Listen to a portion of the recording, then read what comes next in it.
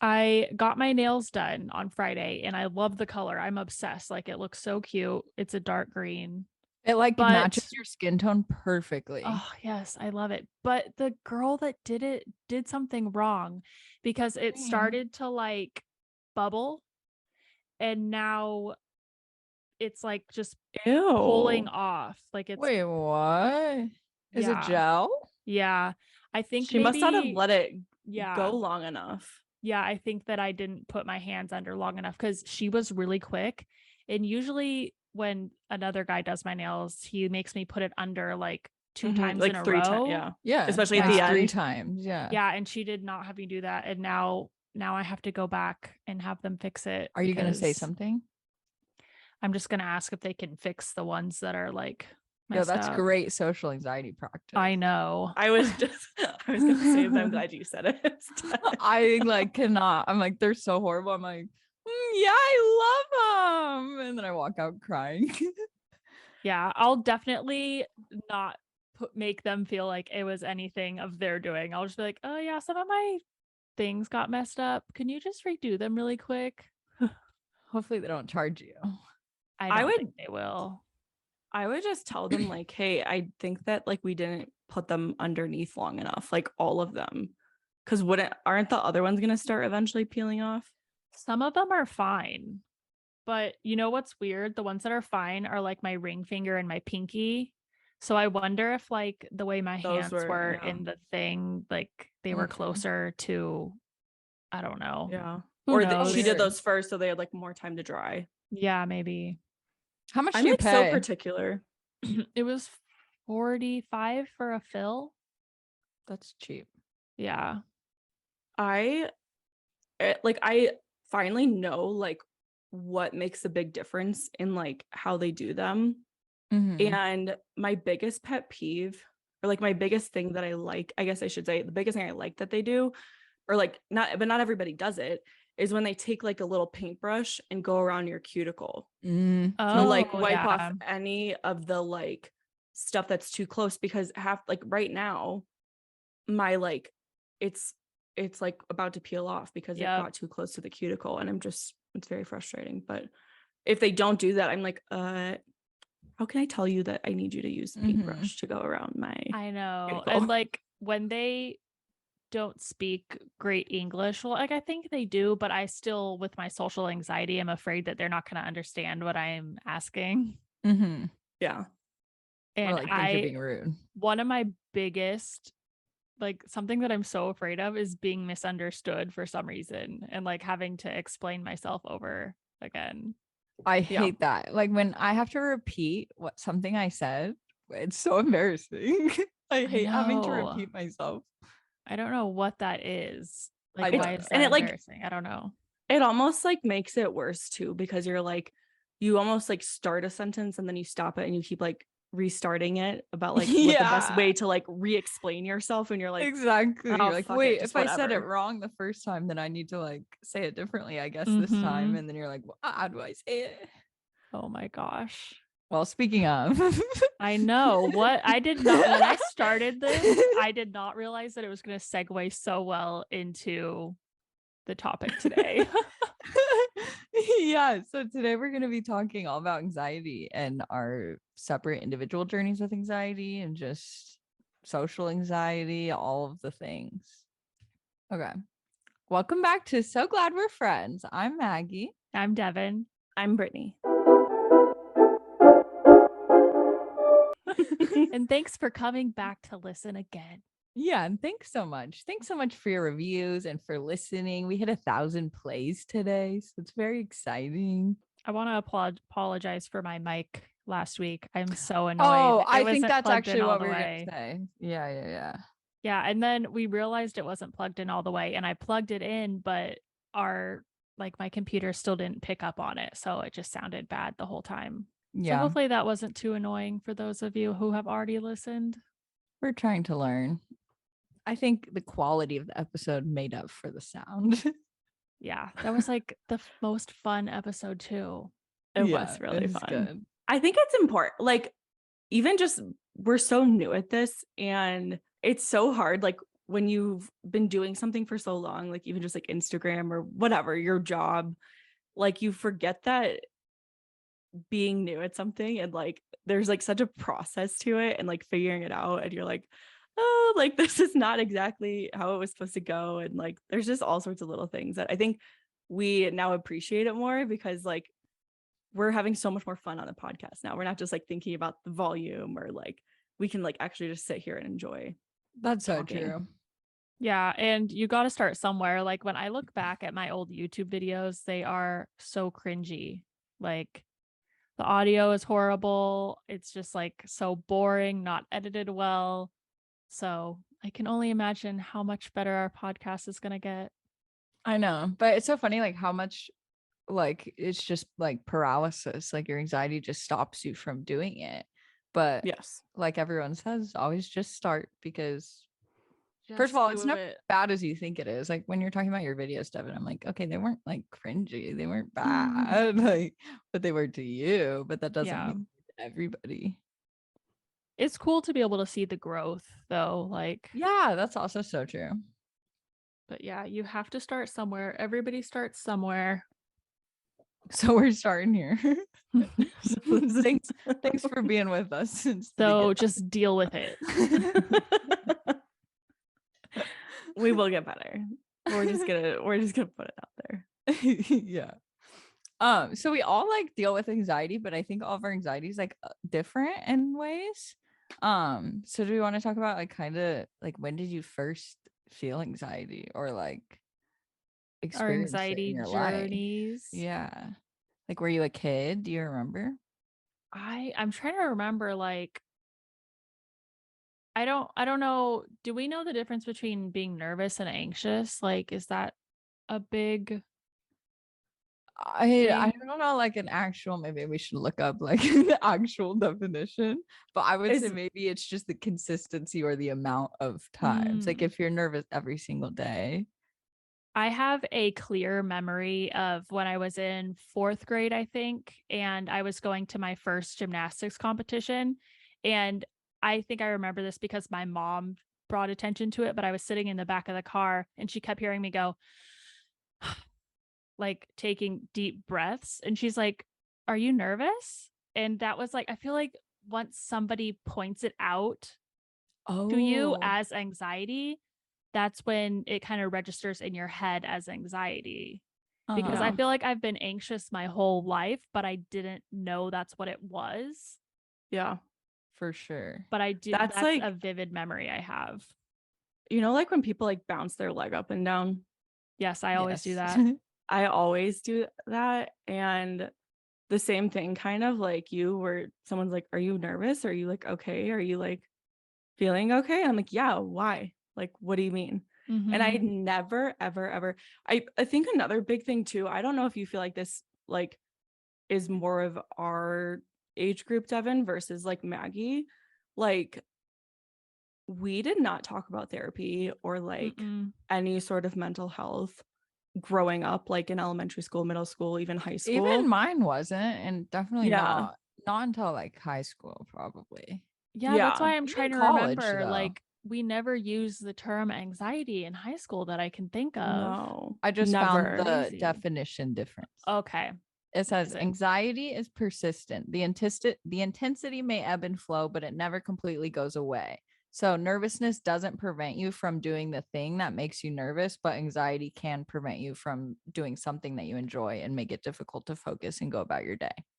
Okay, makes sense. Which, that makes sense, because you could be like nervous for a speech, but still like you still go go for it. Yeah.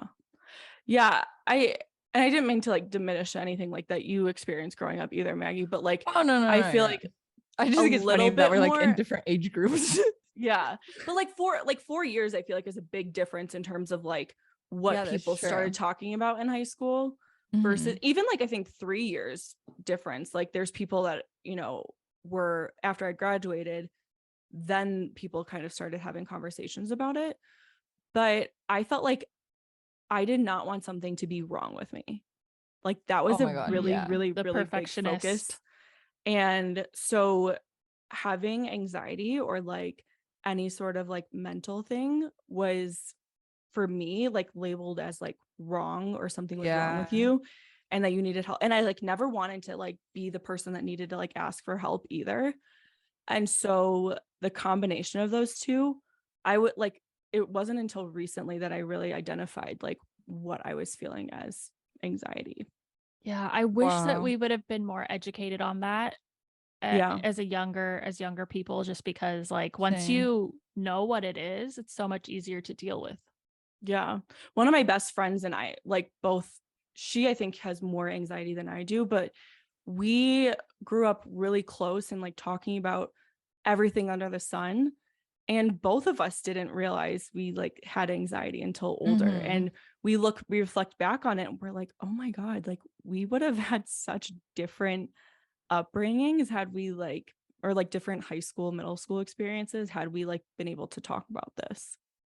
Whoa, that's so crazy. That's how I feel too. Like I remember, well, like first of all, I almost got held back in preschool because like I wasn't social enough or something. Like they didn't think I was too shy for preschool, but then they didn't help me back. And then kindergarten, yeah, that's good. I would have been a whole grade younger. That's kind of crazy. But they like then in kindergarten I just would like cry and be like, I want my mom. And I just was never like social. And then it started to be like I would get sick all the time. Like since first grade through high school, I would miss 30 plus days of school, like a semester even. Like were you actually like actually ill or like just scared? So like that's where looking back I'm like, holy shit, maybe like I literally wasn't even sick, it was all anxiety. But like I had physical symptoms, like my stomach would hurt so badly, I'd throw up, I'd get so nervous. And then like it would be a thing too, like say I missed like Monday and I felt better Wednesday, like I could have gone to school on Wednesday or Thursday, I would want to stay home the whole week because I felt like if I went back on a Thursday or Friday, like all the other kids would be like ahead of me and I'd be behind, and like like such weird feelings where I'd literally have to wait until the Monday to like restart with them. So I felt like I was like on the same page. Like just so many weird things like that. That makes me want to go back and pick apart the definition that you just read, because I also think that anxiety is like almost debilitating physical symptoms as well, whereas nervousness is just like maybe a little bit of a stomach ache or like nervous butterflies, but you can still do it, whereas anxiety literally makes you physically ill. And that's especially something I did not know until high school. Like I didn't know that you could get like physical symptoms whatsoever. So but yeah, that was quite shocking.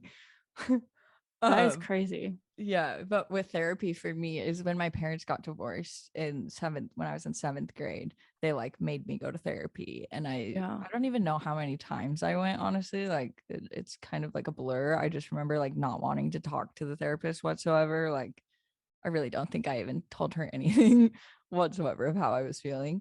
But that's when I got diagnosed with like general anxiety disorder and stuff. So maybe I told her some things, I don't really know.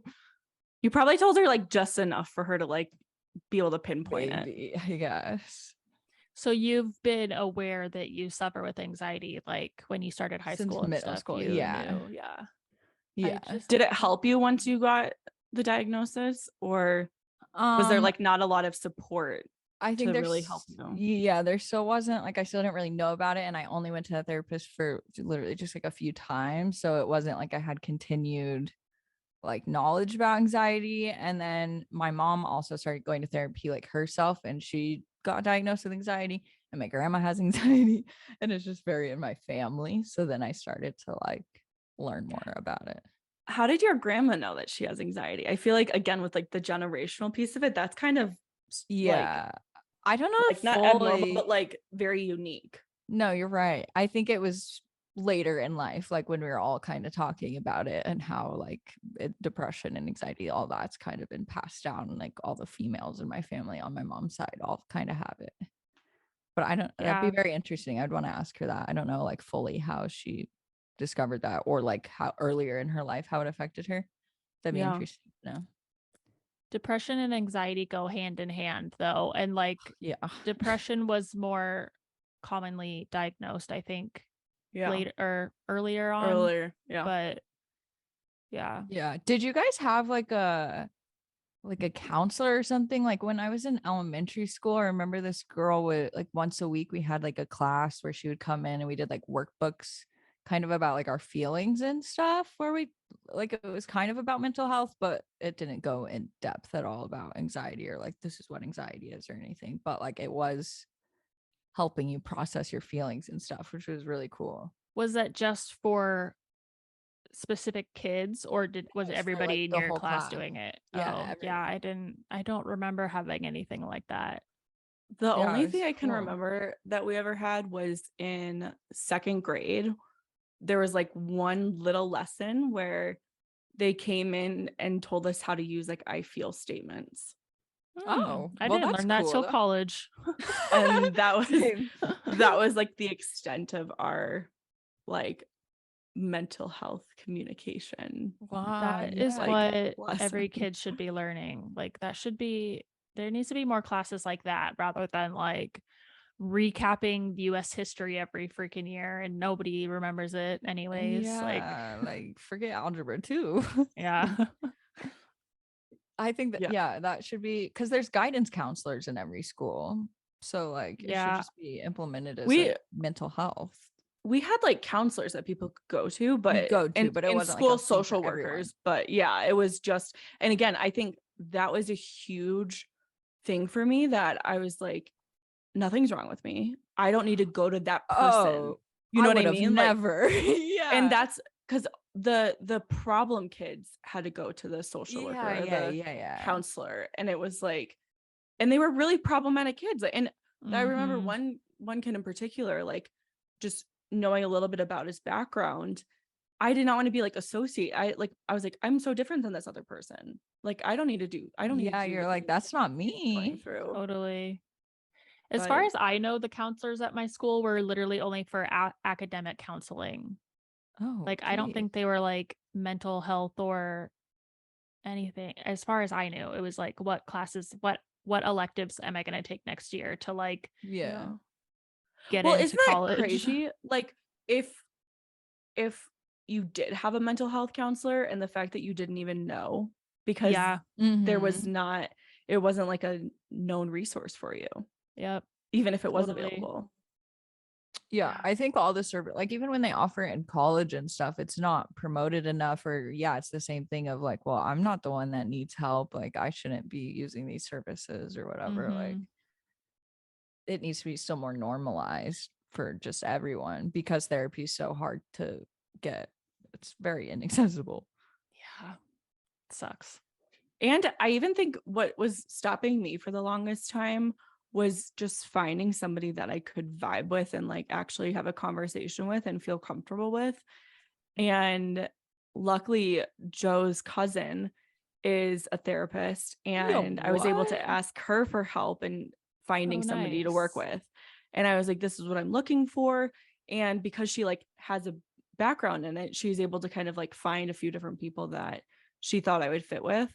And it was such a better introduction into therapy than trying to go find somebody on my own. And I know that I would have like 20 different, like, what is it, like therapy.com or something, where you can like psychology, that's it. And have a bunch of tabs up, and I would never, make the call to contact them. Oh, that's so cool. So how long ago was that? That was a year ago, actually. Oh, wow, I started. That's exciting. Yeah, I think maybe a little over a year ago, but I at least started the process of like, okay, I want to start seeing a therapist more regularly. And I'm so glad I did. But it's kind of funny, like social media truly has had the biggest positive, also negative impact on mental health, but like very much positive impact on mental health, because it's been like showing me like awareness about it more than anything else. And that's what I was lacking so much in. That's so true. Because it's all about who you follow, though. Yeah. Yes. What's crazy? That's true. What's crazy is that like when we were in high school, we were ashamed, or we didn't feel like we needed to be in therapy. But now as adults and with social media, I am not in therapy. And I feel like that's almost, I don't want to say that I'm not in therapy, because I should be, That's so interesting. I kind of feel the same not being in therapy right now. Like, and I'm trying to go back and stuff. But yeah, it feels like you're like doing something like wrong or or like like you're I'm not fully not helping yourself. right. Exactly. I'm not putting myself first. But Yeah. even like, I remember you shared a post, Maggie, like when you paused therapy. I don't remember exactly when it was, but I didn't even about like a year ago. I stopped. in part of my thing too is like being successful, whatever the hell that definition is. And a big part of that is just like kind of continuing and like going through the process and like finishing something. And you sharing like, oh, you can take a pause in therapy. I was like, oh, I didn't know that was like a possibility. Oh, that's like so interesting. to have to, because a big piece of it too is like obviously committing to it and knowing that it's okay to pause it for a period of it's time. not like a lifelong thing. Yeah, and you it can doesn't have to switch be. therapists. Like you don't have Yeah. to stick to the first one you go to at all. Like that's a big thing. Cause I did stay like I went to the very first girl that I found out here basically is like the one that I went to for 2 years or like 2.5 years. Well, And okay. can you share why you stopped? Yeah, Like, wait, let me start first why I started. okay, yeah. Basically, yeah, no, I had this like, when I still lived in Arizona, so this was 2018, 2019, I was still getting sick very frequently. Like the sickness thing has been like a problem my whole life. Like once a month at least I'd get sick. And so I was like still dealing with that. And like it'd be real things. Like I'd be getting pneumonia for like a month. So it'd be real like symptoms where I would be confused. Like, is this anxiety? Is like what is happening? I thought it was the heat, maybe. Like still think possibly it's the heat. I don't know. So it was like towards the end of like, but maybe probably like the last semester before I moved. And I just started being like really depressed. Like I just didn't want to like get out of bed ever. I just like was not happy. I like felt extreme social anxiety around like normal people that I would be comfortable with. It like suddenly felt like I was like thinking about all the things I would say before I'd say them, just like very uncomfortable in like my body. And I was having panic attacks like all the time, which is I didn't get panic attacks until like the end of high school, beginning of college, where I was like having like full freakouts. So that was like new, and I really didn't like that because like when I was having panic attacks, like I really dissociate badly. I like put my nails in my skin and like hurt myself pretty badly when I don't even realize it at the moment because I'm like just zoned out.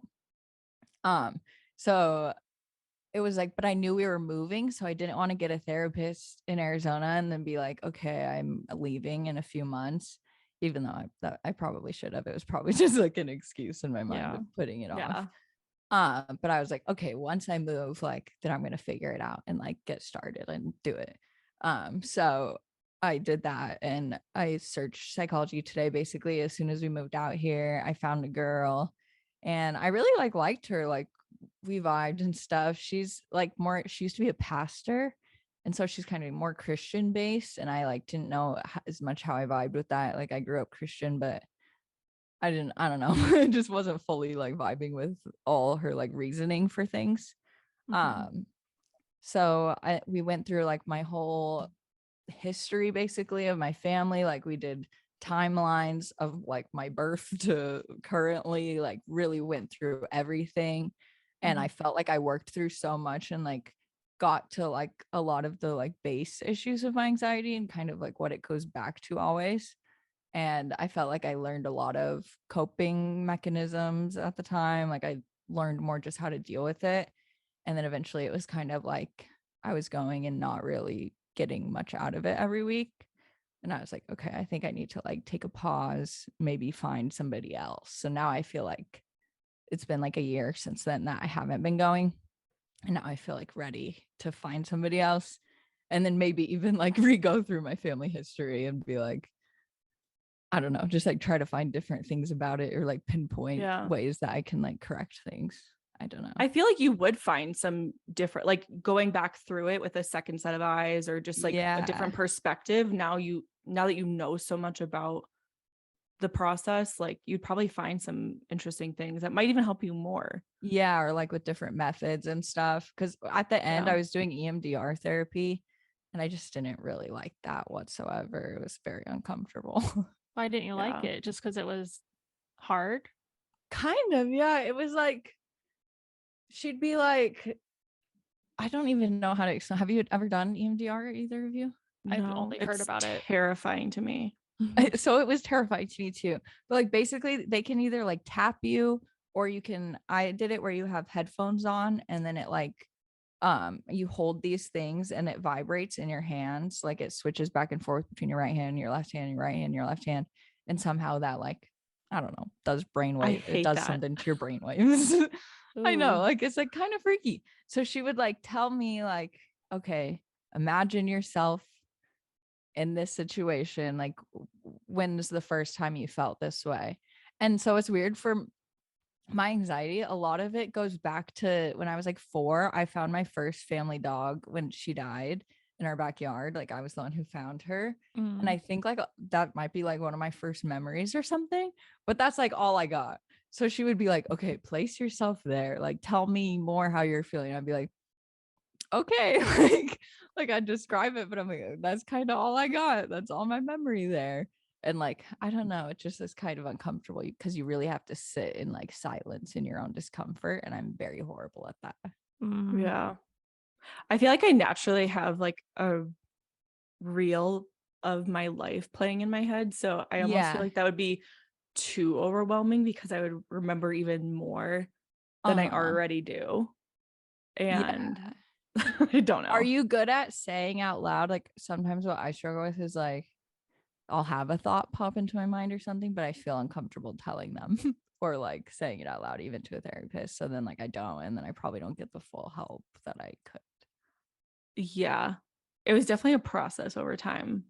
I definitely think I am going to look for a new therapist that I can kind of, it was like a perfect introductory therapist, I would say.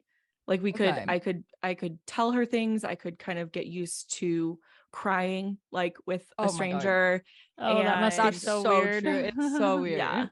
And just talk and like just getting it was like such a nice warm introduction to it where I felt comfortable, but I felt like a lot of the things we ended up discussing towards the end were just too like surface level, or like the advice or like the outcomes were not that helpful. Like it'd be, and I understand it's different like coming from a friend versus like coming from a therapist, but it was kind of some advice that like my friends would give me instead of like, I feel what you mean. Was it more like you were talking about current like day-to-day life rather than like, yeah, but I think I, you know, kind of intentionally did that because and again, this is where like the whole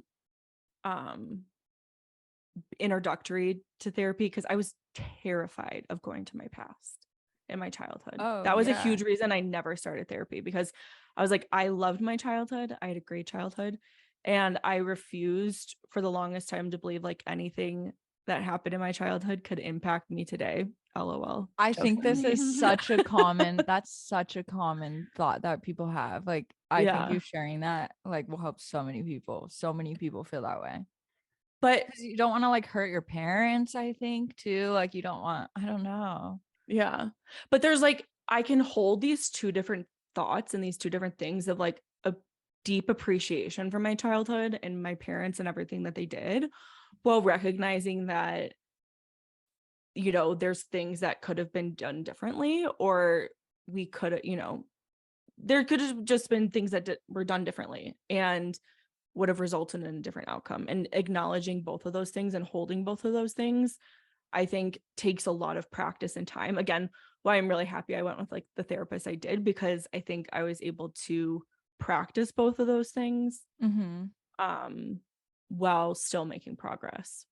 Yeah, that's so true, because literally nobody can parent perfectly, or even there's not a perfect parent, but even if there was, then you also can't control all the outside factors of that's going to affect your child. Like, yeah, there's no way. Like my parents got divorced when I was 5. Like there's nothing that I would say that they should have done differently or anything, you know, like, yeah, I didn't like switching houses every other day and like an inconsistent schedule, but it's not like they were gonna do anything differently. Or like if they were together, like that probably wouldn't have been better for you either. Do you remember that? Remember what? When they got divorced? When they got divorced, yeah. That's kind of Yeah, crazy. it was traumatic. Only being 5. Yeah, I remember my dad crying all the time, and my Jeez, mom had to so go live with her sad. dad, but I didn't really understand. Yeah, it's probably the traumatic thing about being a kid is that you don't understand really. So then your little kid brain just like makes it into these big crazy things that affect who you are as a person. Yeah. And I think that's why it's important to go to therapy to like teach your brain that it wasn't as bad as you thought, you know? Yeah. Whoa. Do you think that your parents tried to explain it at an age appropriate level and stuff? Because I feel like for me, like I was 13 when my parents got divorced, but even then it was like everyone treated me like I was a baby and I couldn't know any information that my siblings knew, or that like everyone was so involved and I was just on the outside of it, all of it. And I felt like I was an adult and they're like, you're a baby, you can't know anything. That's frustrating. Yeah, I mean what I remember from explanation is like, you're going to get to have 2 different houses and 2 different birthday, 2 birthday parties, 2 Christmases. And, you know, they tried to make it like an exciting thing, but yeah. Dang. Did you go to therapy after they got divorced?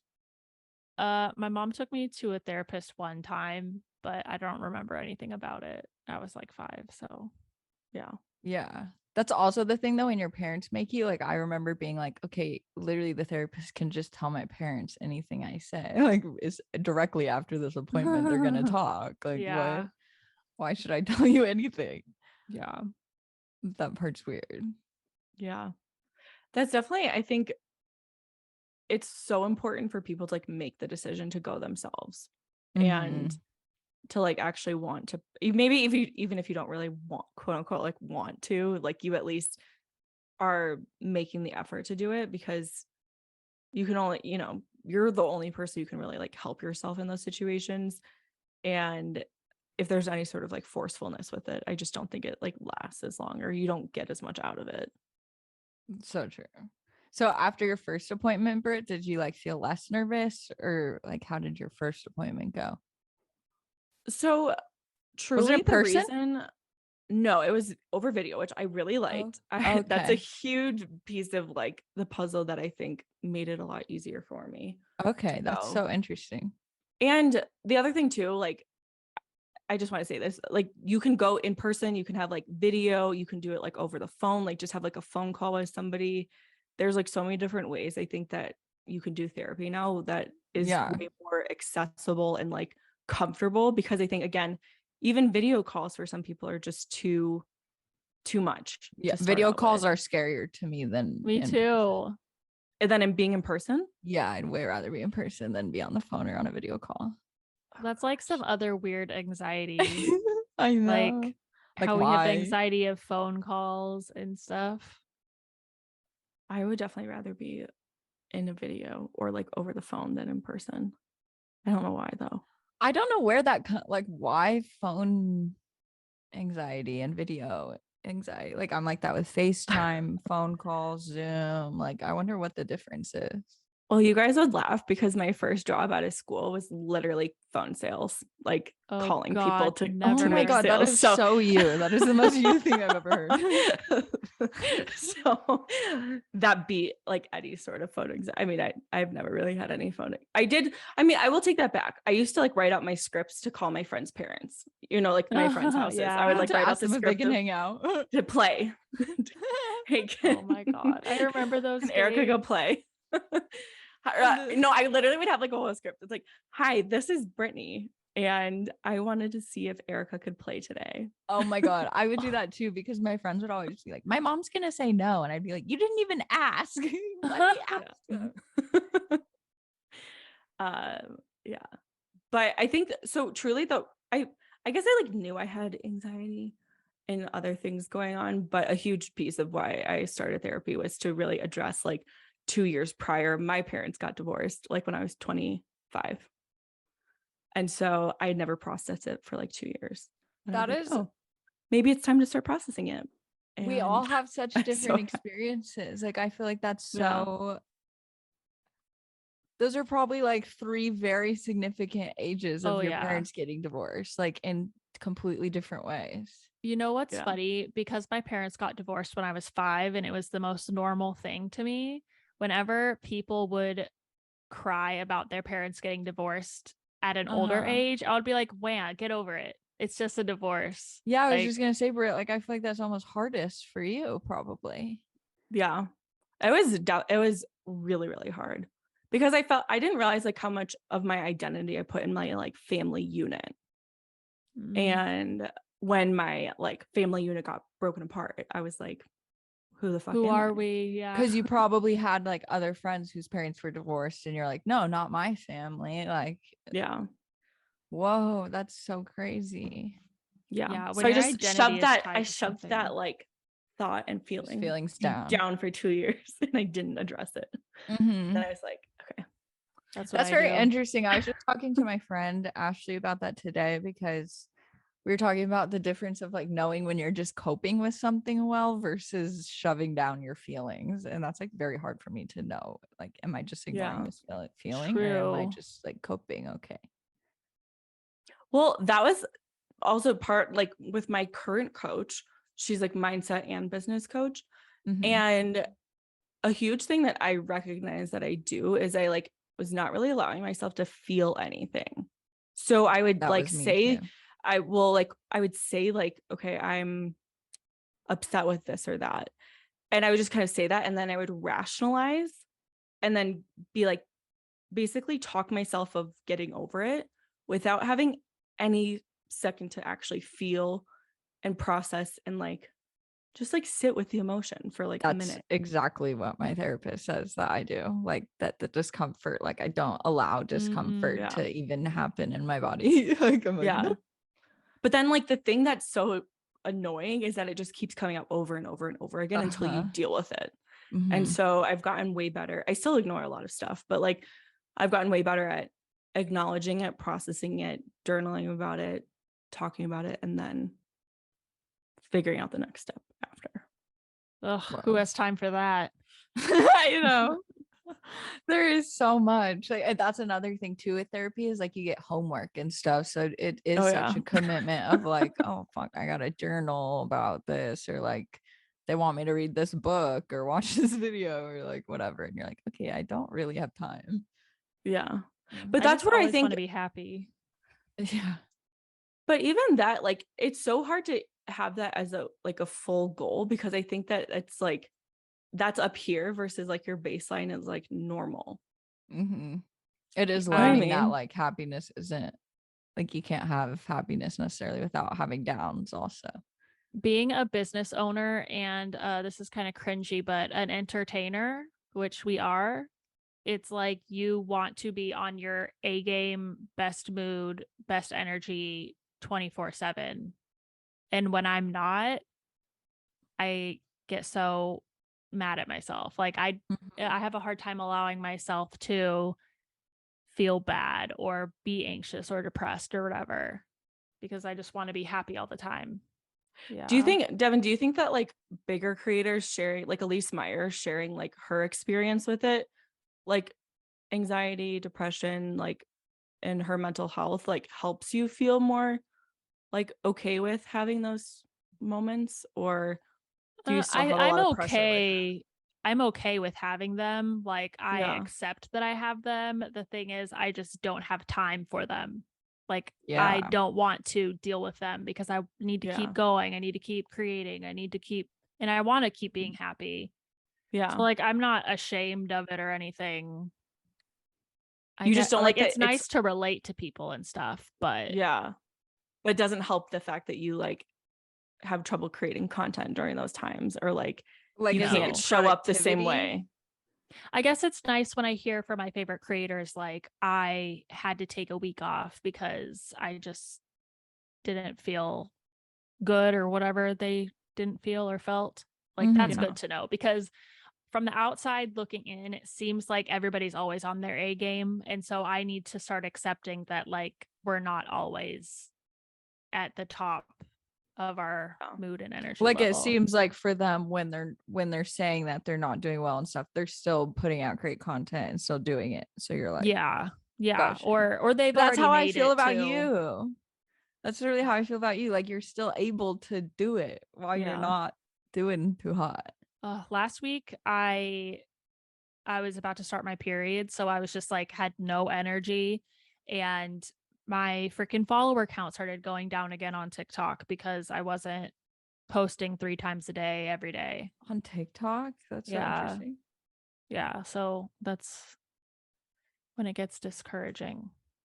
Yeah, but that's like kind of crazy, like, because I wasn't posting 3 times a day. Like, that's I know, like I still posted every day, but yeah, I didn't post like any content that brought in new followers, I guess. Yeah, but like, you don't need to be doing that every day. Yeah, but like right now I'm trying to grow my TikTok. I'll say this now, like once I get to 1 million followers, then I'll be happy or whatever. But I just am trying to get to that point where I have like the cult following, you know, not really a cult following, but you know, that big group of people who care, even if I'm just like, this is my outfit. Yeah. You know, like, oh, I saw someone comment on your TikTok. I think it was on TikTok. I don't know, but they were like, I love how you've shown more of yourself. Oh yeah, I love when I was like, oh, I just appreciate when people say that stuff. But yeah, there are enough of those people out there that support me, but you know, I just want more. No, because like you're saying that like it feels good to you when other creators say they take a break. Mm-hmm. So what if you took a break? Is that what you feel like you can't do? Yeah, not yet. Not until. Do you feel like you would get like you would feel better mentally if you took a week break, where you'd feel like you could come back way better? Like it's like this is another. I kind of want to talk about all the different forms of anxiety that we all experience, but like we all as business people have that anxiety where you can't take a break, you can't take time off. Like when you're traveling, I hear a lot of creators talk about what would that be called?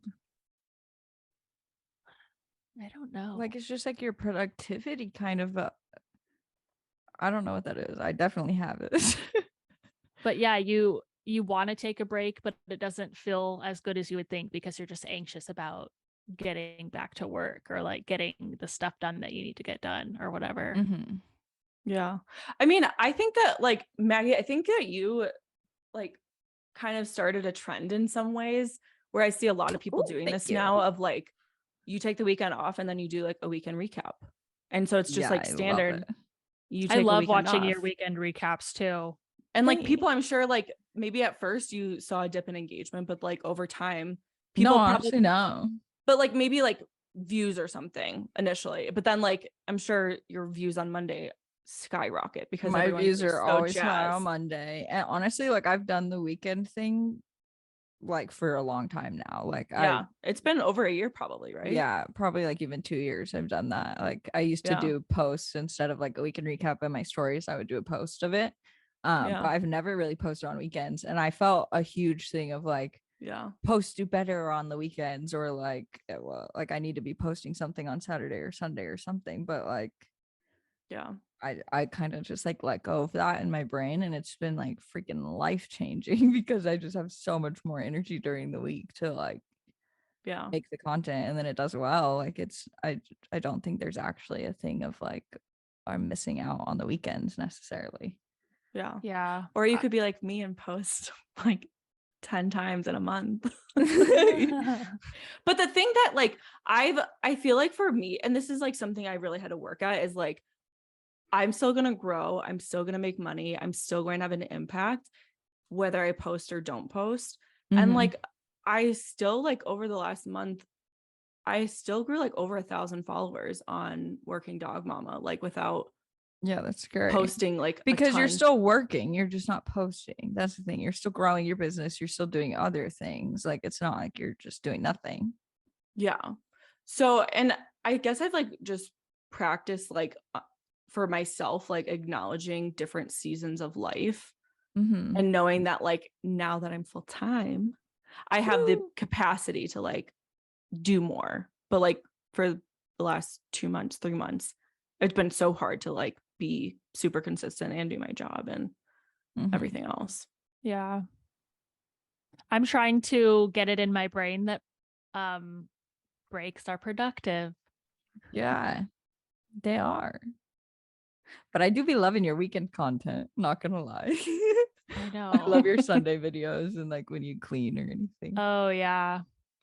I know. So like my thing is I take breaks every single day and work a little bit every single day because I also love creating content. I love getting up and like making a Sunday video or whatever.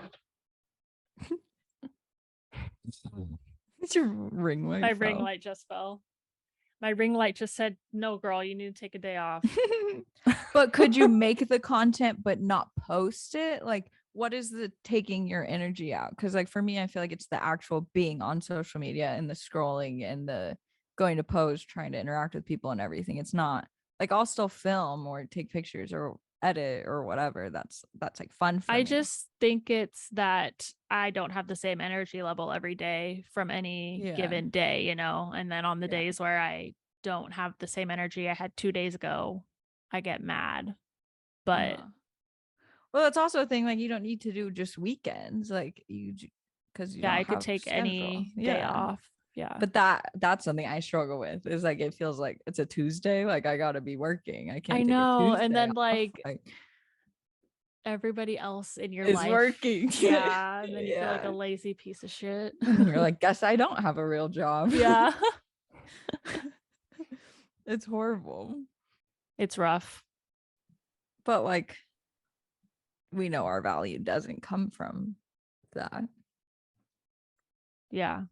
But it's hard with like the narrative that has been constantly strewn on people, and you know, whether it's in corporate or regular, it's like I've done X number of hours per week, or I work 80 hours a week, or the hustle culture is just like so drilled that, oh my God, you're doing so much better because you did a 90-hour work week, or you're doing so much better, or you made this much money working this much, you know, and whatever.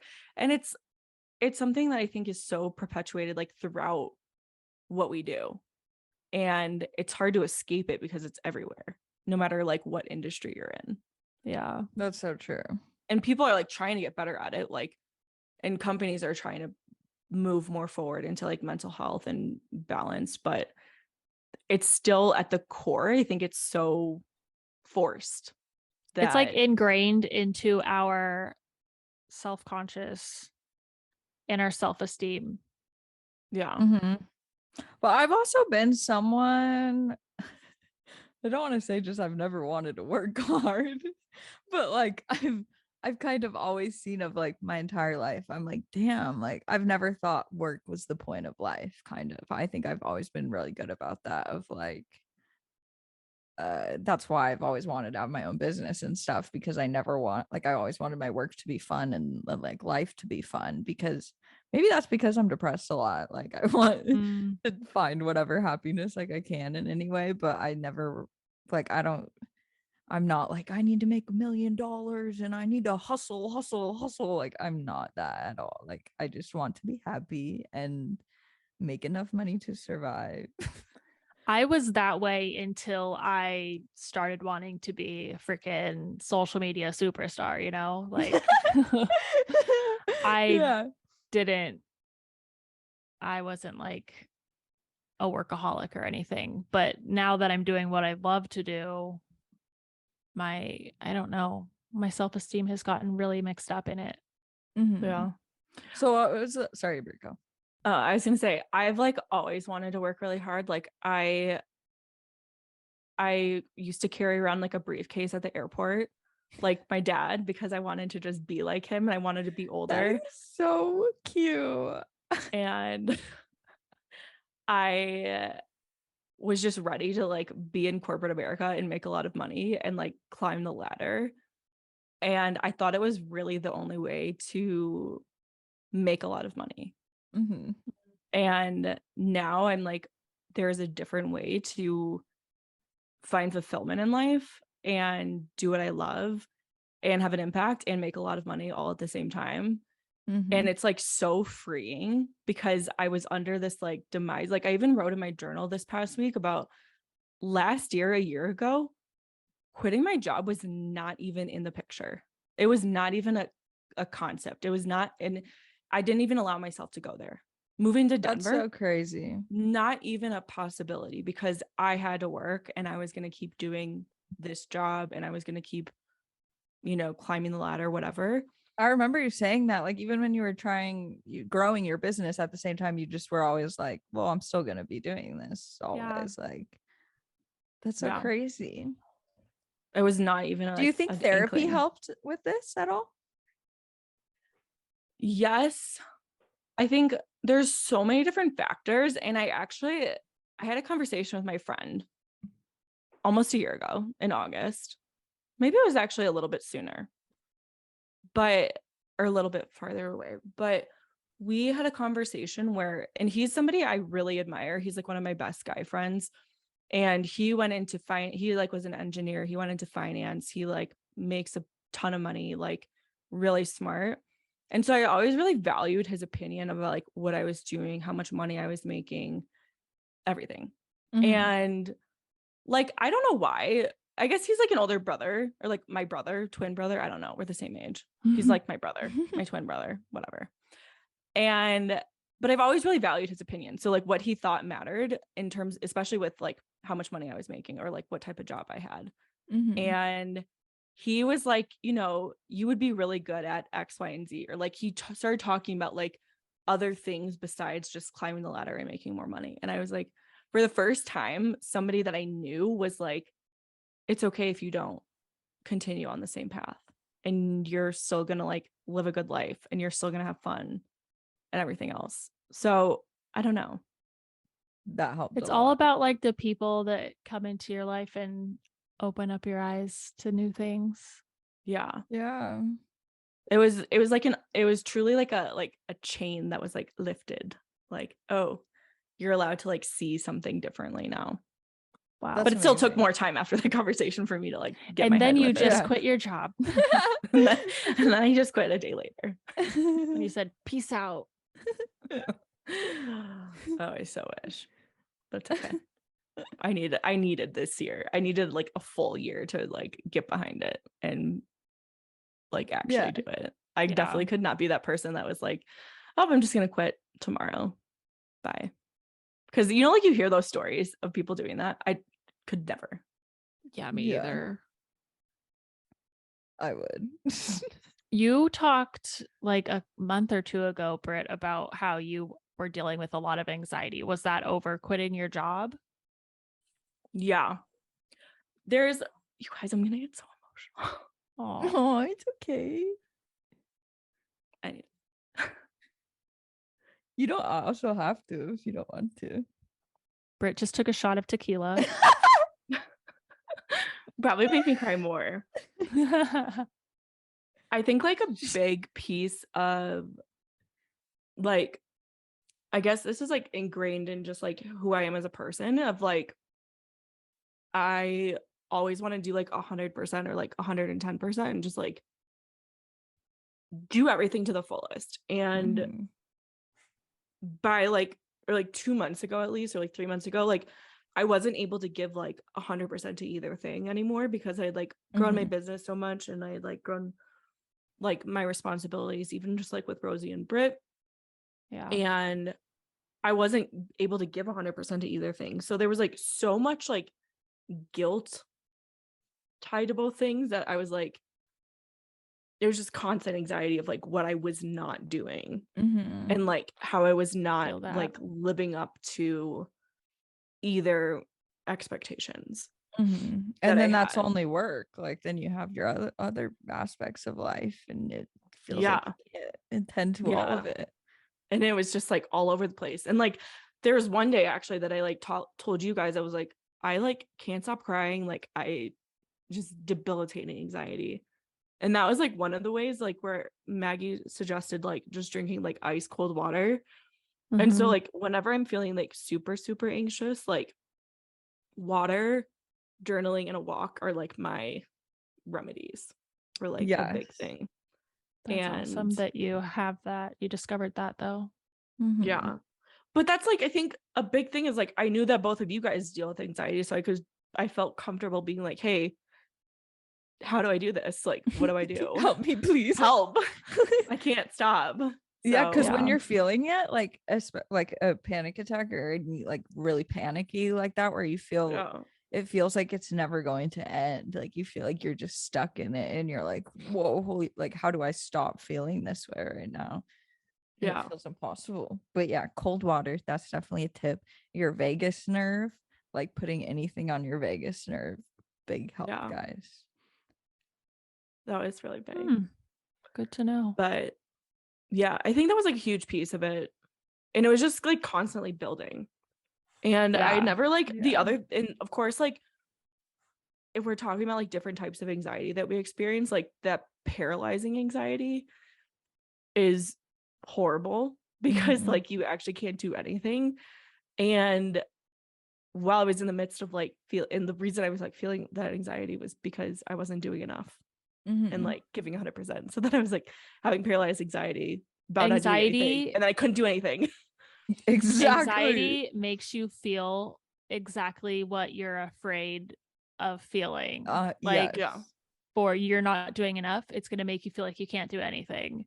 Like for me, I have illness anxiety, so it's like, am I anxious or am I dying right now? I don't know, because my anxiety is acting exactly how I'm afraid that I'm feeling. Yeah, that's what's crazy about it. Is like, I know, it's like a monster lying to you. and like one of the things that's helped me the most is just trying to like identify like the thoughts and feelings as much as possible, like journaling them out, like labeling them, understanding what they are. And that's where like I think probably over the last like 28 years, not addressing my feelings and like just burying everything for so long has just built and accumulated so much over time that it's just made it so much harder. And it's like just going to be continuous work in progress, but at least it's a little bit better. Identifying it is the first most important step. But it is hard to, I totally feel the exact same way. I think that's where most of my anxiety comes from now, is that like paralysis, not feeling like I can do everything. I'm not good enough at anything. What about like your social anxieties? Like, how does that, because I think that maybe both, like a lot of people probably see both of you and think that you're like so outgoing and social and like have this, you know, other side of life. And they like don't realize like that was funny. The depths of like how paralyzing social anxiety is. I feel like I've talked to you guys about this before, but like whenever I talk about having social anxiety on Instagram or TikTok, I'll get a comment like, how do you have anxiety? You're posting your whole life on the internet. And for me, it's like about being in a situation where I have no control. Like if I go to the store by myself and it's also about judgment, but when I don't have control over the situation. So like with social media, I can record myself and edit it, and I have full control over how I look or the situation. Whereas if I'm going out in public or in a group of people, like I don't have control over that. And so that's why my social anxiety is not social media anxiety. You know, that's a huge difference. That's interesting. I feel like for me, my social anxiety has never really been with strangers as much, which doesn't make any sense. It doesn't even make sense to myself. Yeah, I don't understand it. But like I used to do drama club. I'd like have main parts where I would do plays and stuff. I felt comfortable. Like I could go to parties in high school, college, whatever. I could talk to anybody. But like I get nervous when somebody I know, like a family member or friend, is either like watching me talk to a stranger watching videos of me reading anything I wrote. Like I wouldn't ever let my parents read any of my papers in elementary school, high school, middle school, anything like that. Like I don't like when people watch my videos in front of me. Like it's highly embarrassing. But for some reason I think making Instagram, like on my original personal Instagram, I would feel so socially uncomfortable to post anything. Like I facetuned all my pictures for so many years. I would like definitely never post a story talking. Absolutely not. Like no, but for some reason making a new account and not having people I know follow me made it different. And now I just don't look at who looks at anything. Yeah. Is it like an But then I don't acceptance know. thing? Like fear of not being accepted? That's what I think. I don't really know exactly because I've never had anybody like read something I wrote and then been like, that's so horrible or anything like that. Like I've never, I had acceptance things in high school where people didn't like me. I had like drama problems with that. So maybe it has to do with that slightly, but I really don't know. It's hard. I don't know. But like Cameron being in a room even while I'm recording something or something, I'd be like, no, I don't like that. Like I don't want him to be home when we record podcasts or anything like that. Yeah. That's crazy to me that you can do like drama and like acting in front of people. That is terrifying to me. And like I was super nervous before, but I think that goes back to nervous versus anxiety, like where I'd be so nervous, but like I would do it and I had so much fun doing it and stuff. Now the thought of doing that, I'd be very terrified.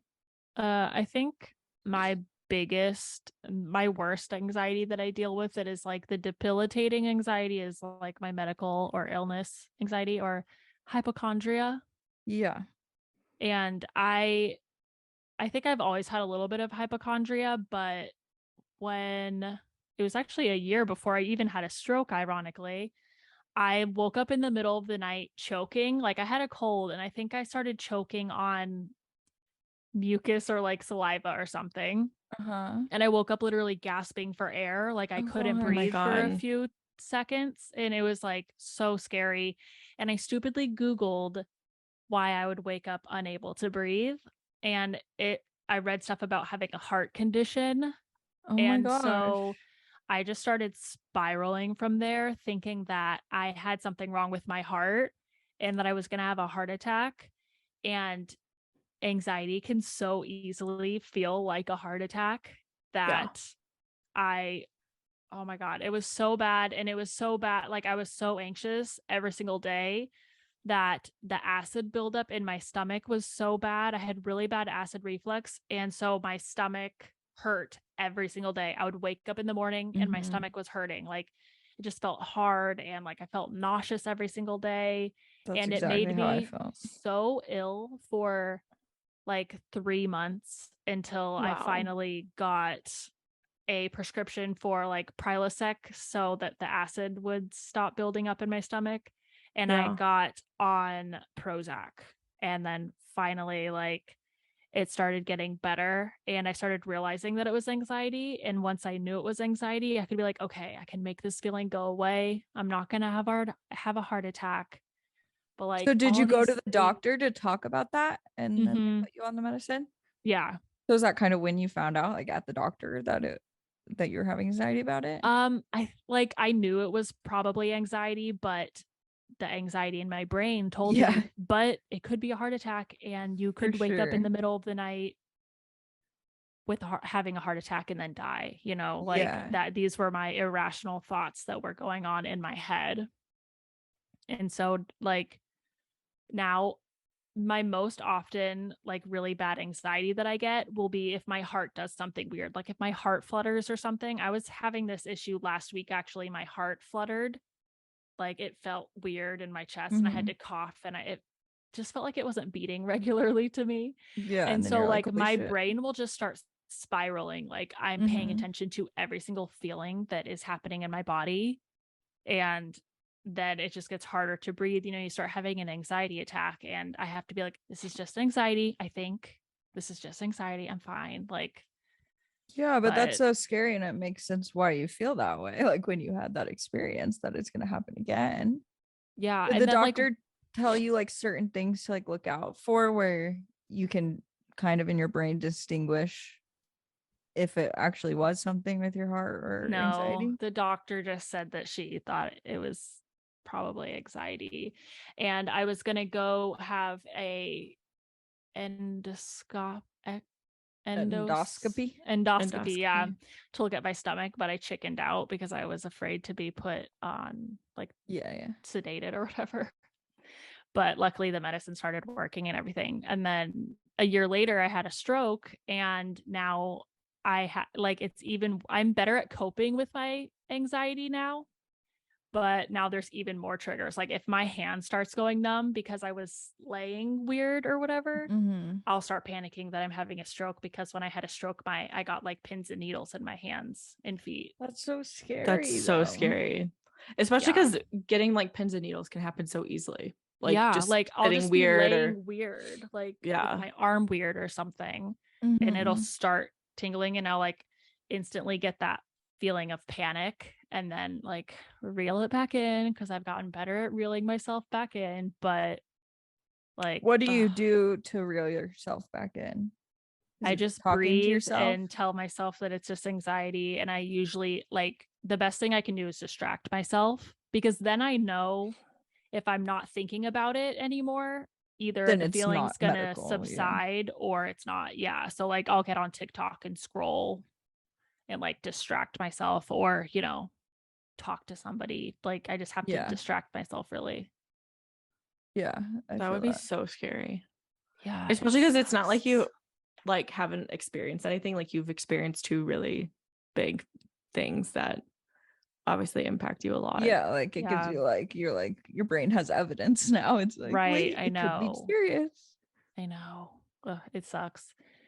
But yeah, I can't imagine if I actually do get some kind of illness though, like how I'll be able to cope with that, you know?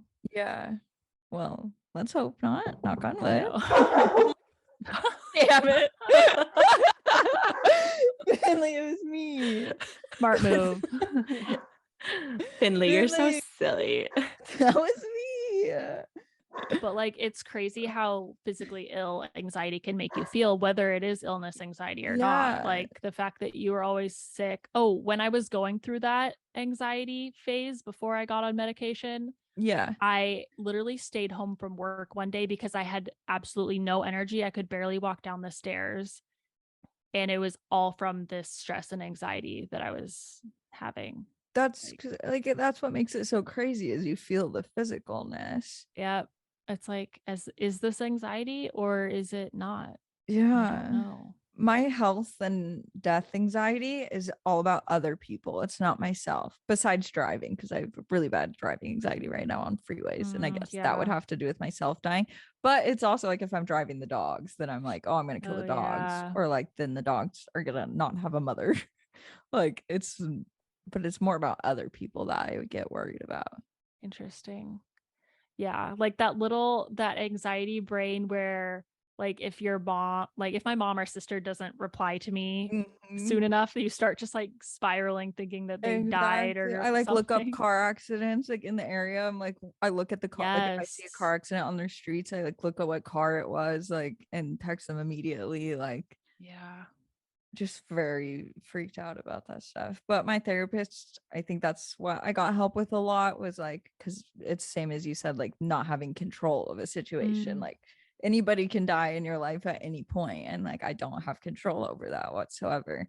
I think when my brother-in-law died in January of 2021, I think like that, going to therapy after that and dealing with that helped me so much about not having control with those situations, because I only ever lost like grandparents before like expected deaths.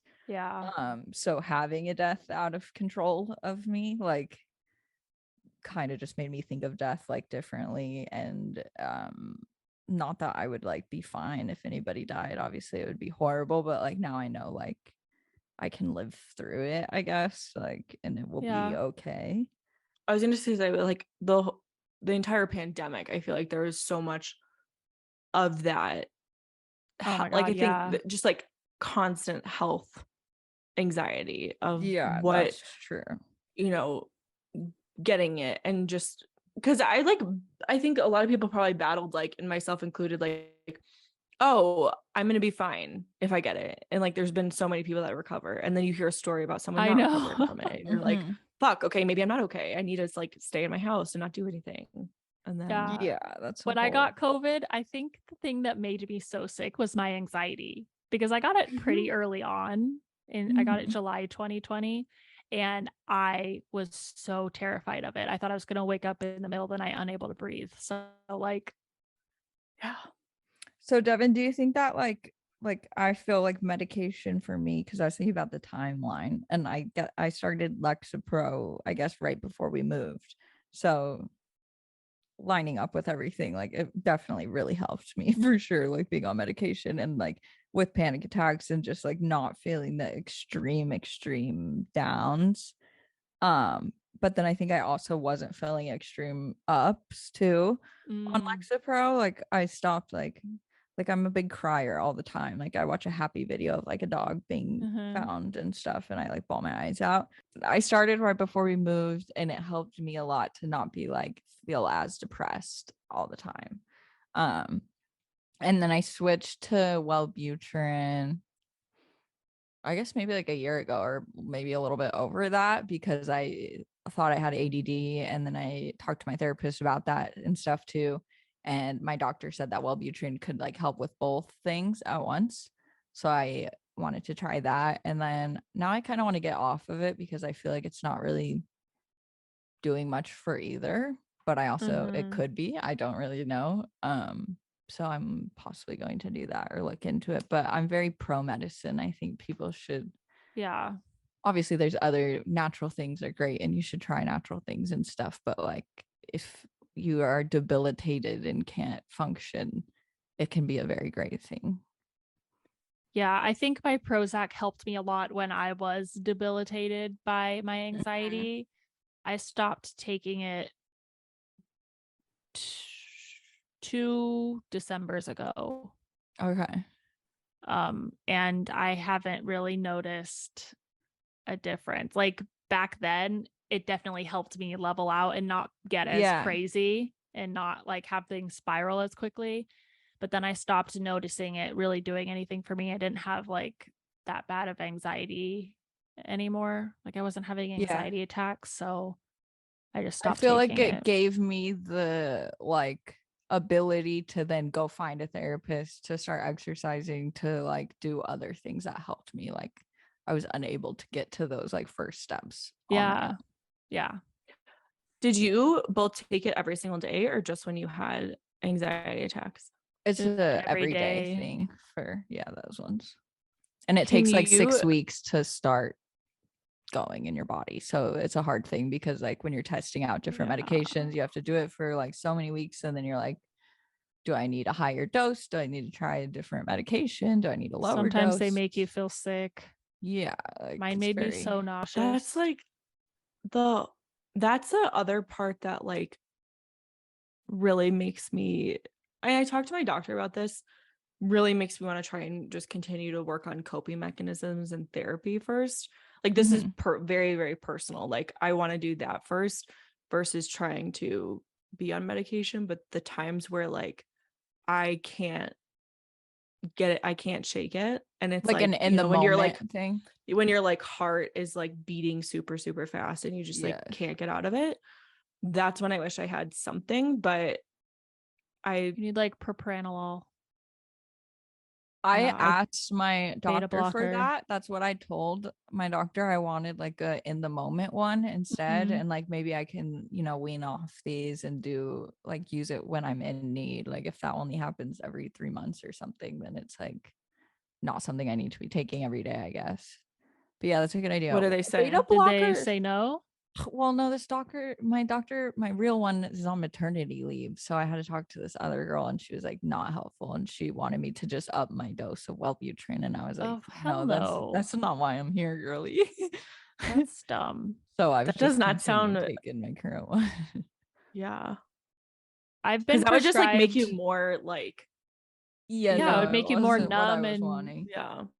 I used to have a prescription for 0.25 of Xanax, and that was my favorite thing. Like it didn't make me feel high or any type of way. It was literally just block that part in my brain that was making me nervous, and I would only take it when I was like about to shit my pants anxious. Yeah. You know, Is like Xanax a I beta cannot. blocker? It's Just a is it? benzo. It's a benzo. Benzo, yeah. So what is a beta? Like, aren't those like over the counter? That's what Khloe Kardashian takes. Propranolol. They all take beta blockers when they I do think like that's interviews and propranolol, stuff. but your doctor has to prescribe it for you. I got a prescription Okay. for that because my doctor didn't want me taking Xanax anymore, but I don't like it Okay. as it doesn't work as effectively for What me. does it do? Like, I don't understand. People Why take didn't they it like for Xanax? blood pressure. Xanax is like really addictive and doctors just don't like prescribing it. So the beta blocker just it takes away like your physical symptoms of nervousness, right? Yeah, So then I you think just feel so. less, like it lowers your blood pressure and like your Yeah. heart rate, so you feel more calm. Yeah. Interesting. Yeah, but actors take it for auditions and stuff. Yeah, I like that. Yeah, it's not like as dangerous as Xanax, so I guess it's easier to get a prescription for that. yeah. Interesting. I would definitely, the one thing I've like, because I take Adderall for my ADD, and I think it's so important to like really listen and like have like good dialogue with your doctors. Yeah. Because when I first got on Adderall, I was on way too high of a dose, and I was like, do you know what it was? I think it was like how many milligrams? 20 milligrams of XR. And it was way too high for me because I was like clenching my jaw all the time. I was like really, really tense. I wasn't eating. And I just felt like buzzy. And like you're not, you know, like on Adderall, you're not supposed to like feel anything. It's just supposed to like help you do your work and job. So then I like went down. I don't know what I went down to initially, but then I've been way more like even keeled. So I really don't feel like I notice it when like, cause sometimes I try and go without it, but there are some times where I just like really need it. Yeah. Especially during the workday. Yeah. I wanted it, but I don't know. I need to go to the doctor and see. That's another thing is like I was talking to people about, and my therapist and everything is like there's so many things that are all closely related. Like I thought I was like, do I have OCD, anxiety, like ADD, like PMDD, autism? Like they're all so freaking related. It's like, what do you have and what do you not have? And my therapist basically told me like, it doesn't fully matter even a diagnosis. Like it's literally for your insurance purposes, and if anything it'll just make your insurance go up. So it's like, and a lot of these drugs are used for all of those different things that you just described. So obviously it's a similar thing going on in your brain or with the chemicals in your brain. Yeah. The neurochemistry. That's very true. Britt, you should train Rosie to like do stuff in the moment. Oh yeah, do you want to talk about your service? Yeah. Stuff? I would love to hear more about it from about. No, I think I'll just like be like just straight up or whatever. Like so when we got Finley, I like wanted him. So that was like the same time. So I went through this like crazy depression and everything. I started on Lexapro, then we moved, and we got Finley 2 months after we moved. So like I knew that I wanted him to start helping me and stuff. And I started looking up like ways to train for anxiety and the different ways that I could teach him to sense it on me. And there's like, you can do spit training and things like that, where like while I'm having a panic attack, I can spit and teach him the levels of my hormones when he smells the spit and sweat. Basically you can take like your shirts if you like sweat at night or things like that and have them smell it, and they can smell like the cortisol in your hormones. But literally like I didn't have to do that. Like I don't know where he's just like my perfect dog. He like immediately, like first days that he came home, he just is very sensitive. Like he just knows me extremely well. I didn't have to do that once. I would just reward him for when he like came to me, and anytime I was anxious, then I'd give him treats or just extra love or anything. And I think it like just cemented in his head like that's what he was supposed to do. So like literally by the time he was 4 months old, he would alert me like almost at probably 85% of the time when I was feeling anxious. And now it's just like he surprises me every single time. Like I'll be like just doing something on my computer and start stressing out, and I don't even realize that I'm stressing out, and like he'll just come from literally the other room. Like he's That's not even awesome. in the So room, cool. and he'll come and start jumping on my lap or whatever. So that really helps me and has lowered my panic attacks so frequent. Like I probably had them once a week, and now I have them like maybe every 4 months, every 5 months, something like that. Like because it stops it before it happens, because then he's like on me and I'm petting him, and I'm like, okay, it like grounds you in the moment of where I'm able to tell myself like, oh, this is just anxiety more now. And like the scratching myself or digging my nails into me, like I'm not going to do that to him, obviously. So like it helps me to focus on that and be like, just be able to pet him or whatever. But it's like so freaking amazing, all the things that you can teach them. Yeah. That's like, I think that Rosie has like 2 really natural behaviors that I think, or 3 really natural behaviors that I think would like really help, where she like uses her nose a lot. Like if she wants something, like she like can nudge really like aggressively. And she also is like good about like doing like, she's like comes on your chest and like just loves on you. And then also just like, I don't know, she's a very affectionate dog. So I think that it would honestly be pretty easy. And I'm sure there's sometimes where she like knows that something's going on and she just does it without me even like knowing or like connecting it. So but I feel like at this point, since she's a little bit older, it might be helpful to like work with a trainer to like help figure like there's so know, many like, trainers that can help you like do that if you wanted to take the route of spit and like cortisol levels and everything. But I also tell people like you can make it much more casual in a sense and teach it to them as if you would teach them to lay down or something. Like, and like because Sadie's not really receptive of my feelings, like she doesn't know, but like she can do DPT on me when I like tell her as a command, like because she knows lay down and stuff. Like you just put a word to it and use a treat to lure, like just how you would teach down. It's just different because like you have to say in the moment the command or that you need the help or whatever. It's not just like them doing it on their own, but it literally helps the exact same. I like that. Yeah, I always tell people to do that. I was just telling my friend who's visiting this week who has celiac, like there's literally dogs, like they can sniff freaking gluten in food and tell you if there's gluten in it. Like they can smell if your blood sugar is dropping or rising for diabetes. I think that's crazy. It's so crazy. Could you imagine smelling that well? Like no. I can't even picture it. They probably smell so many bad smells. Oh yeah, it must be so hard when we're cooking something too. Like, yeah, it makes sense. It makes sense why Finn steals everything. He's like, yo, it's like, really you cool. Smell that? But like I wanted to talk about how like the separation anxiety and stuff, but I don't want to like separation from the dog, like the dogs. I feel like that. how once I got a dog, like I don't want to travel as much because I feel guilty leaving her, but it also stresses me out bringing her. And like even just going to a concert or something at night, I feel, or not even at night, like going out to dinner or going just leaving anywhere, leaving the house for more than an hour. I feel so guilty. I wonder if that's a thing that just stays like forever, because I feel like that's also probably a thing with human children. Yeah. Oh my God, I can't even imagine when I have kids. How am I going to do anything? Oh, I think about that all the time. I'll just combust. I think also maybe when you get a second dog, that might help, because I feel at least like a little bit better when I know that they're hanging out together. Like, even I still feel that. Willow I still feel bad. Wants to hang out with any other dog though. Probably not. Like she just wants to be with me. Like when I'll travel with my cousin that I'm going to visit in Colorado. Shout out to Paige. But and me. Shout out. In for it. I'm going to see you too.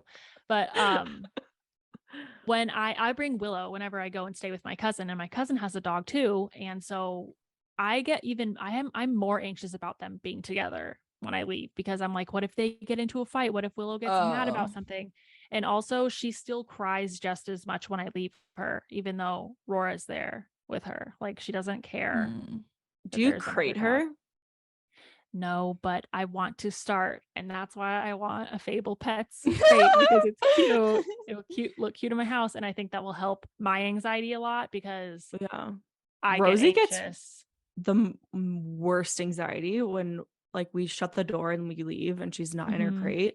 Horrible. Yeah, Hates her life. Need a crate, but she's in her crate, silent, happy as a clam, just loves life. But like we cannot leave her inside. Like we're like, oh, you know, our thought was eventually we would leave her out of the crate. I don't think we'll ever leave her outside the crate because she's so unhappy. Yeah, that's how ours are if they're out of our room. Like I just use our room now, I guess, as like the crate. Slightly bigger, but yeah, we close the door always, so they just like have our bed and a little chair, and they stay on that the whole time, and I think that helps a little. Does she like run around the house and stuff? And Willow, like, yeah, like is she like freaking out, anxious, or does she just chill like on the couch? like howls and cries, and then she usually just lays by the door until I get home. Sometimes she hangs out on the couch, but I'd be definitely sad if like I checked the cameras and they were crying or howling. Like, and then it's hard whenever I travel, if we get like an Airbnb or even a hotel that like allows you to leave your dog, I can't leave her because she's so loud crying and barking. Oh, Finn gets really anxious at hotels. I got a white noise machine to bring with us every time. That helps a little bit, because he hates if he hears a sound outside at all. Like he's like, what is that? So that I don't know. We should do like a traveling with our dog episode. Oh yeah, we definitely should. I haven't decided if I'm gonna bring Willow to Colorado yet either. Oh, you haven't? I feel like it would just be too much anxiety for me to deal with her there. I feel that. I just leaving her places. Oh, Colorado's so dog friendly though. Yeah, I feel like there's not very many places where like you couldn't take her. Okay. Yeah, and like I might have lunch or something with my manager too there, and like she would want to meet Willow. I don't know. I can't decide. I feel like you should. I don't know. Unless she'd be happier. If you'd both be less stressed, then don't bring her. Yeah. We're going to Disneyland with my family at the end of the month, and normally like we have friends watch them, but it's just a thing. Like I feel so comfortable when our friends watch them because one, they have Finley's brother, so it's like they have two Aussies and they completely understand, and they understand Finley's crazy antics. But it's like a thing where like if we go out of town like 5 times a year or however often, I just don't want it to be a thing where they have to watch them every single time. Like I'd like to find someone that I just feel comfortable with. So I found this, like our trainer recommended like an actual boarding place, so I signed them up for Disneyland, and we're gonna go tour it on Thursday, so hopefully we like it and stuff. But I'm so scared to leave them at a boarding place. Like I'm freaking out. I'm scared to leave Willow with anyone. Tiffany from Loons and Roogs on Instagram, she uses this trainer that does like training and boarding, but it's like one person, and I think she keeps them at their house.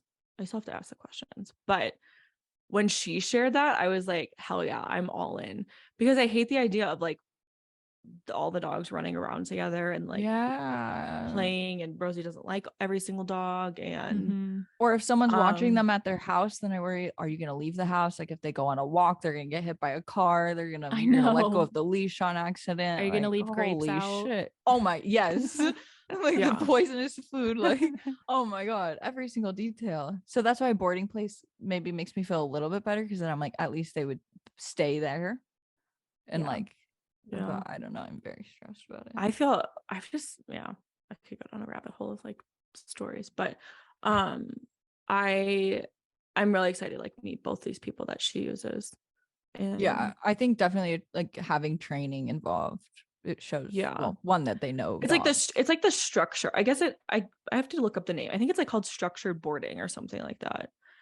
That's and great. I'm very excited to meet them, and they're in Colorado. And I think that they might even like do training too. So like once I meet them and like vibe with them, and I might just have them like help train Rosie too. Yeah, that'd be awesome. That's good. Yeah. but it's terrifying. Yeah. Trying to find somebody that you trust. Well, yeah, and I don't know how you overcome that. Like, I You gotta think you let just go a little distract bit. yourself. I guess so, but like, how do you let go of your babies? It's like that type of, I don't know if it's a type of therapy, but how exposure therapy or something, like you have to give yourself evidence that it's going to be okay. Do it a little bit and then, you know, just baby steps. And okay, so that goes back to the last thing I'm gonna say. That goes back to the whole discomfort thing and not feeling okay in discomfort. Like, it's all about my anxiety. And then Cameron and I went to a couples therapist twice, just before, like, to like premarital counseling type of thing. And like, that was a huge thing, is like, I, in fights or in anything, like, I just hate feeling any sort of discomfort. So like, that's a huge thing she said, is like exposure of it and doing tiny little things that make me feel uncomfortable, and like leaving them with other people if that makes me feel a little comfortable, driving on the freeway for 5 minutes, anything like that that makes me feel uncomfortable can help you in all situations to allow yourself to feel that discomfort. So I'm like really trying to do that more. But it's just crazy how all the anxieties like connect. Yeah, I know. I feel like being an adult is even harder with that, because you could be like, I don't want to feel uncomfortable. I'm going to make my own decisions and say, fuck that. Exactly. True. Get rid of the discomfort. Because that's what I think growing up, I didn't fully realize my anxiety, because, you know, you just have to go do the things you have to do. And afterwards, like after college or in college, you can be like, I don't feel like doing that. That's fine. Yeah, I don't like, I'm not going to deal with it. So true. I'll deal with it later. Totally. That's probably why my social anxiety has just gotten a little worse. Cause like, first of all, I'm not having to go to school and stuff every single day and be around people. And I'm able to decide not to do those things that make me uncomfortable. So I just don't. That is so true. Yeah. All of the activities of school really force you to. And then I get so mad at my parents when they'd like try to make me do all of it. And I'm like, okay, I understand. Do we have any peaks or pits anybody wants to share? I do not. I'm trying to think. I feel like I really have any work things going on right now. I feel like this week I'm very excited to like get back into work. I feel like summer's ending. That's kind of my peak. Good riddance. Or it's my pit that, no, I don't want summer to end. I do. Why? I have all the pumpkins in my house. I have my pumpkin candles. You're like, it's 120 degrees. I'm so ready for fall. I'm not, but it's my pit that summer is ending, and it's my peak that I'm excited to get back to work in. I think just moving to Colorado finally. Yeah, I mean, that's a huge one. First day of being a full-time entrepreneur.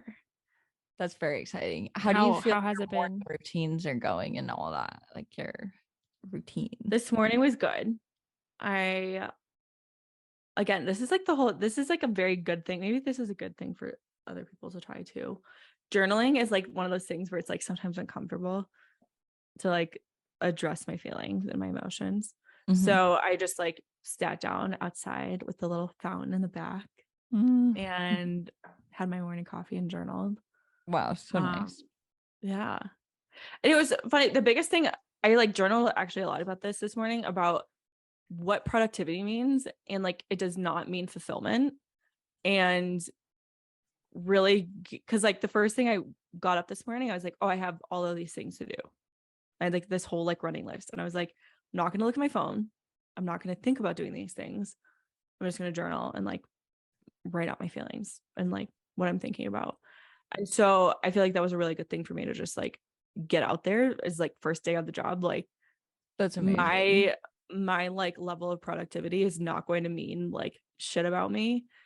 And but this is obviously like in my journaling, I was like, this is gonna be like an ongoing thing that I have to keep working through. But, yeah, of course, but so good. But I think it was a good like start to it, that like I want to work on being fulfilled in life, and that doesn't start with like what I'm doing or not doing on a daily basis. Yeah, that's so true.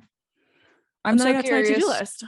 Yeah, I'm so curious to see like Like, because if I do that, like, I'm like, okay, I'm gonna have a slow morning. Then I'm like, okay, I need to work till 7 p.m. Like I'm curious to see how your routines are gonna go, and if you're gonna be like turn into working till 10 p.m. every night or not. That's like, I think there's like the boundaries of that I'm gonna really try and set. And I also think you'll have a set time or like a set amount of things per day you're gonna try to do, or like I think I'm gonna have like working hours that I try and stick to. Okay. More than trying to get a certain number of things done, because I generally like working. So I think that like having like normal working hours and just being able to get what I need to get done during those hours will be good. Yeah. That's basically I think that like having Joe also doing the same thing with me, I think that'll actually I don't think you've said that on the podcast at all. Oh yeah. Joe's like my COO creative director. Very exciting. For my business. It's whatever. Your empire. My empire. Yeah. So lots of learnings with that though. Like, let me tell you. Oh, I'm sure there's I need to reel it in. We should do an episode on that. Yeah. Maybe give it more time. Yeah. Yeah, we can give you some more time. You're kind of inspiring me to get back into my morning routines. Yeah. They've just slipped.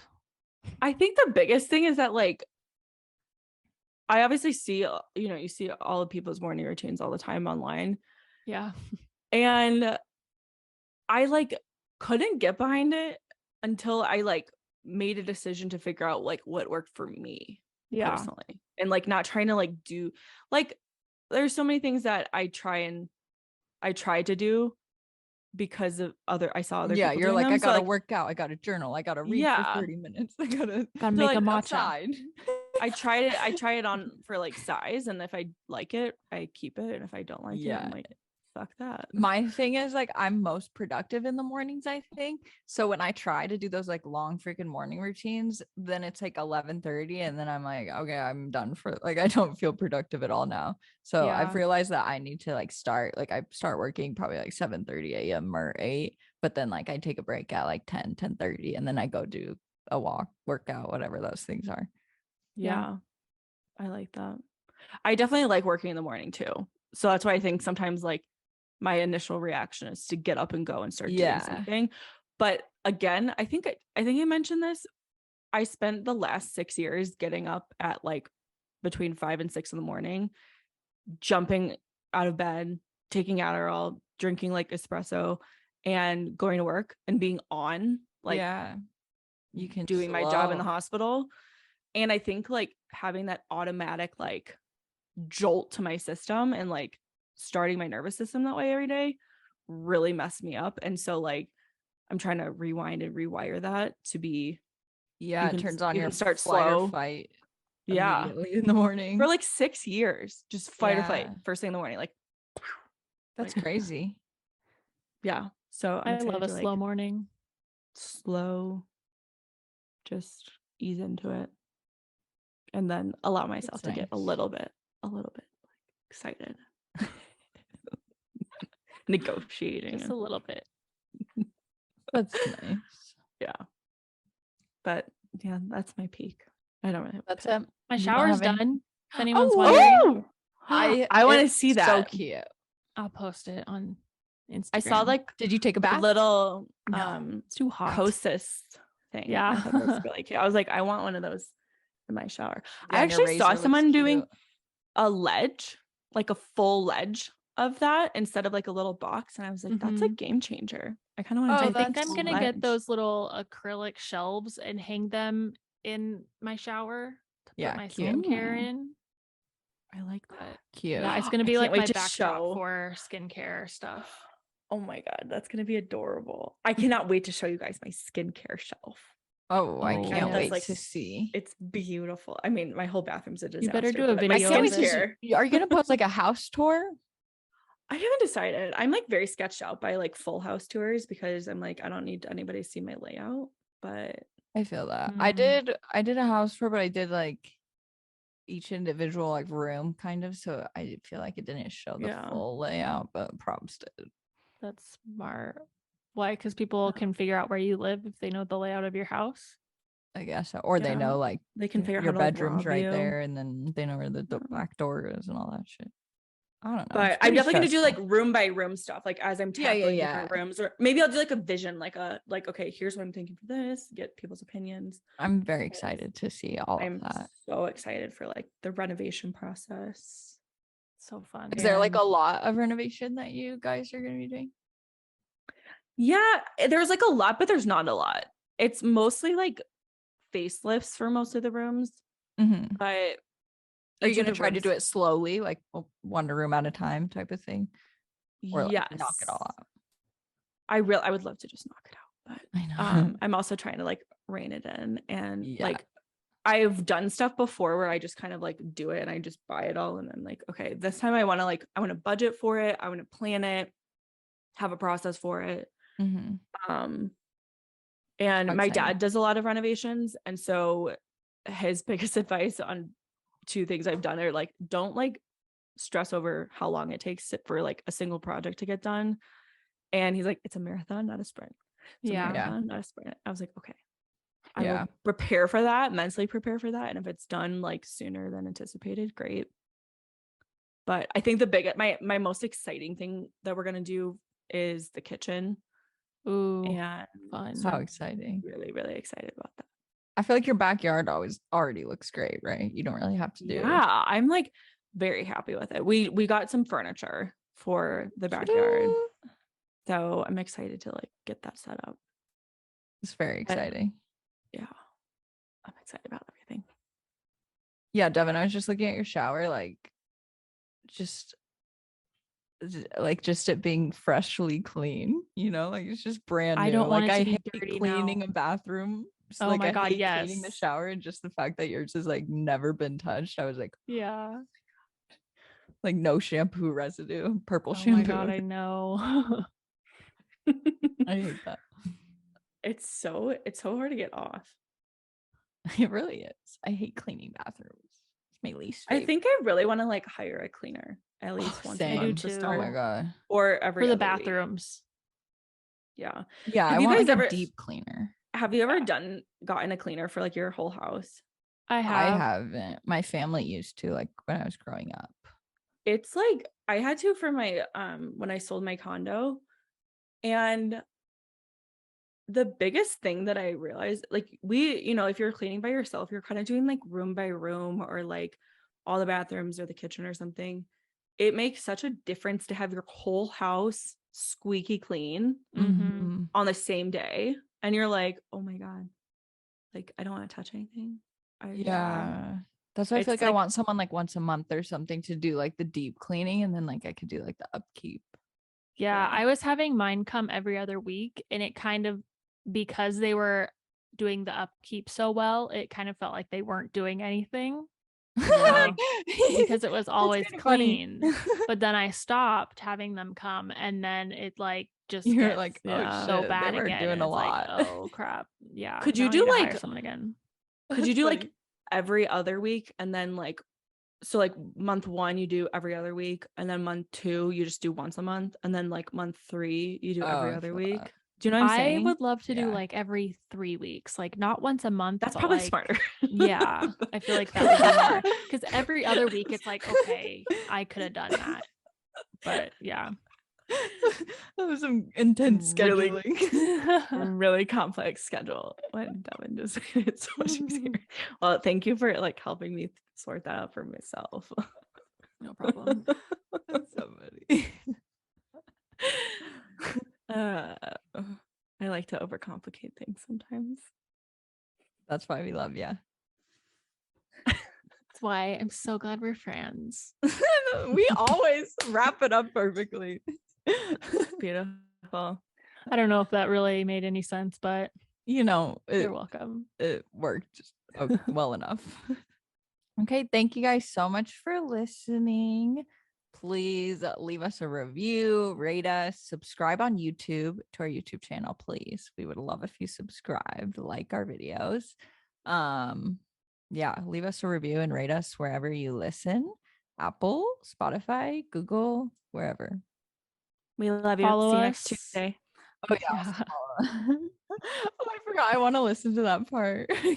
We'll talk to you guys next week. Bye. Bye. Bye.